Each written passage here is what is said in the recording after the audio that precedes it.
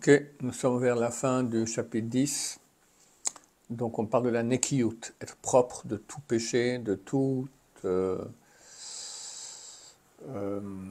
pulsion corporelle. Nous faisons croire qu'il y a une chose qui n'a pas l'air d'un péché, n'en est pas un, alors qu'il en est un. Donc ce n'est pas les péchés clairs, c'est parce que c'est plus flou. La région du flou, là le Sahara vient et nous pousse à faire le péché.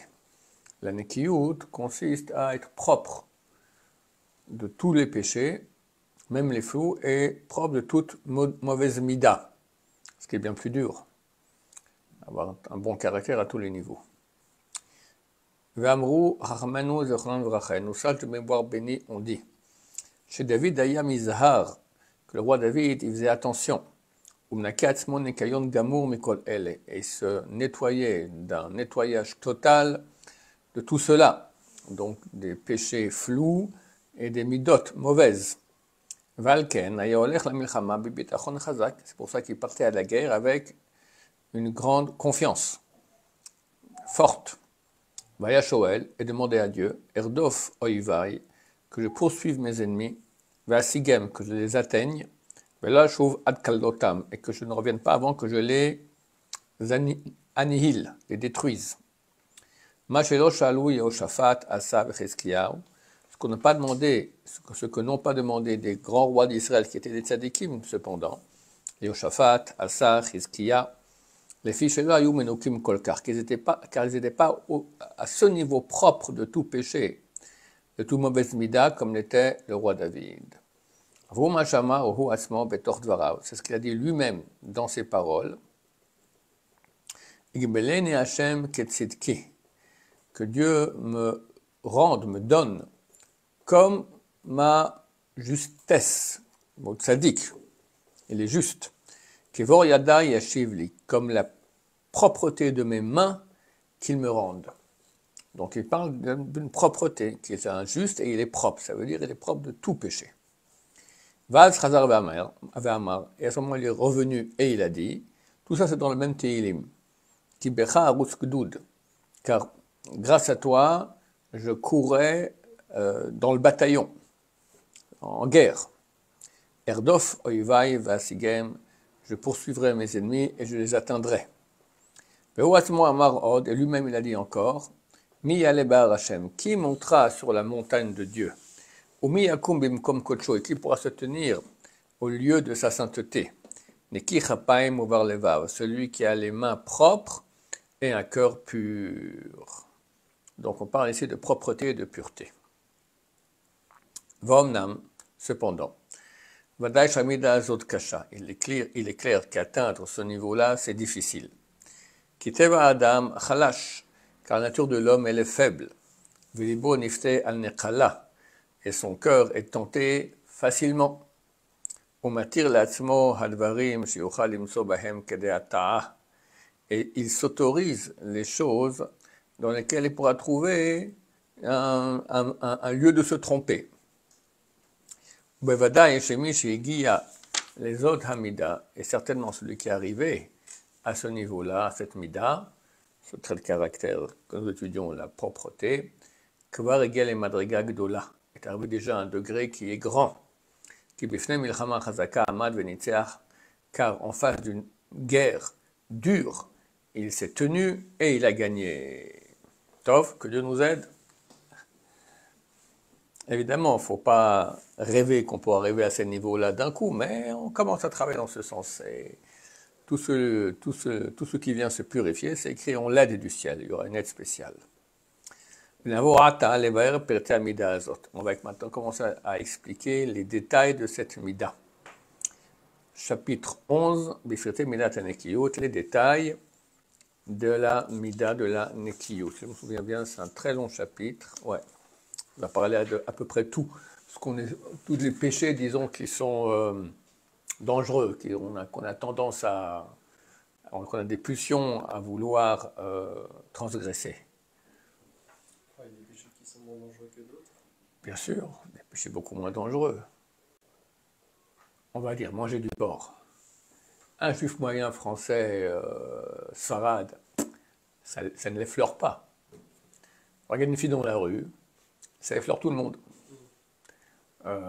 Il parle des midotes, après la colère, l'orgueil. Bon, il va tout expliquer bien, même très très bien. Pirte midat anekiyot rabim hem meod. Les détails de la mida que nous étudions, donc ce trait de caractère qui s'appelle anekiyot, la propreté, sont très nombreux. Vinam kechol apratim shebechol hashasa mitzvot lo ta'aseh.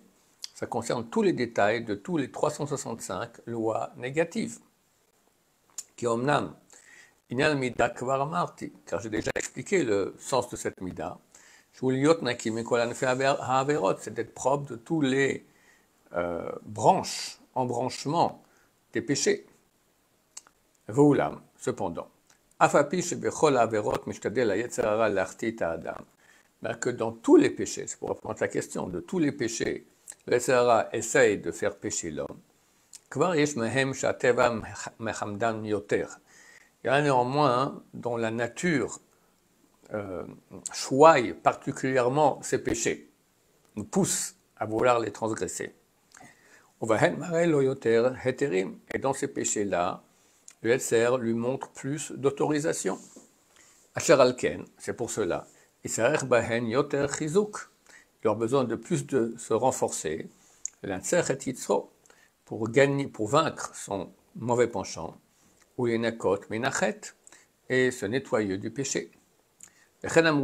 Comme ça on dit nos sages de mémoire bénie, Gezel varayot, le vol et les interdits sexuels, nafsho shel adam mechamantan, l'âme de l'homme les aime, mitava la haine, et on a envie. C'est clair. Le vol et tout le monde sexuel, tout ça, les femmes, c'est des choses dont l'homme a très envie. Plus que manger une côtelette de porc. Mais il dit, ça peut, le Yetzer hara aussi attaquer quelqu'un sur ce sujet-là, mais en tout cas, c'est moins fréquent et moins fort. Vine, et voici. Nous voyons, il va parler maintenant du vol. Bien que nous voyons que, on ne peut pas dire que la majorité des êtres humains sont des voleurs de façon ostensible. Il rentre la nuit dans un appartement et voilà, fait un cambriolage où il va dans la poche de son prochain et prend là-bas de l'argent. Daïnou, c'est-à-dire c'est-à-dire qu'ils vont carrément envoyer leurs mains pour prendre l'argent de leur prochain, la kachat velasum beklehem, et le prendre et le mettre dans leur ustensile, leur habit à eux. Afalpichen, néanmoins, rubam toamim tam gneva, la majorité, on parle des bons juifs, goûtent le goût du vol, bemassam ou matanam, dans leur affaire, bema sheyoru heter latzmam, listacher ish befsedo shel chavero, par le fait qu'ils vont s'autoriser à gagner de l'argent par la perte d'argent qu'aura son prochain. Et ils diront, l'arveyar shiny, si c'est pour gagner, c'est différent. Comme on dit, business is business. Ça veut dire on peut voler. C'est ça le mot, business is business. Ça veut dire tu as le droit de voler. J'ai des élèves qui faisaient de la vente. On leur expliquait qu'on n'a pas le droit de mentir, on n'a pas le voler, etc. Et on dit, bon, impossible. Le mot vente aujourd'hui, le mot vente dans le lexique des gens, ça veut dire voler. C'est arriver à faire de la vraie vente, en soi la vente, c'est pas, normalement c'est pas ça, la vente c'est je donne un truc contre de l'argent, voilà, il n'y a rien, c'est pas du vol, ça peut être honnête. Mais dans l'esprit des gens, c'est tellement enraciné qu'on peut voler et on doit voler, c'est ça un bon commercial, que voilà, les gens deviennent des voleurs. Voilà, cependant. Beaucoup d'interdictions de la Torah ont été dites à propos de ce type de vol. L'otashok, c'est pas retenir l'argent qu'on doit à quelqu'un. L'otixol, tu voleras pas, c'est prendre avec force. Même si on paye. On prend et on paye, mais tu ne peux pas vendre. Ça s'appelle gezel. L'otignovu, ça c'est voler.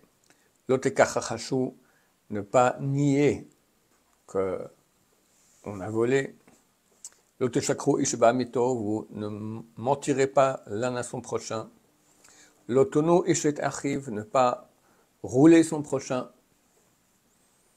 Si quelqu'un vend un article qui est un prix fixe, il le vend plus cher que le prix fixe, c'est déjà de la hona, c'est déjà interdit, c'est un lave d'oraïta. À la tête du client, c'est ça? Ce qu'on veut dire.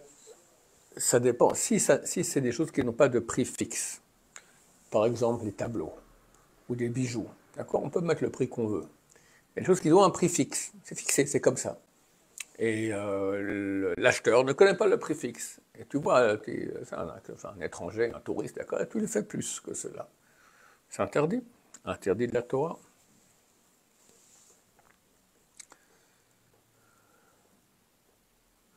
L'otasik vulrecha. Tu ne repousseras pas la frontière de ton prochain. C'est rentrer, c'est-à-dire que si maintenant voilà, j'ai un voisin, il y a 2 champs, il y a une barrière, je mets la barrière, je la mets un peu plus loin dans son champ, donc je gagne du terrain. Hen kol ele chiloke didim shebegazel. Tout ça, ce sont des différents aspects du vol.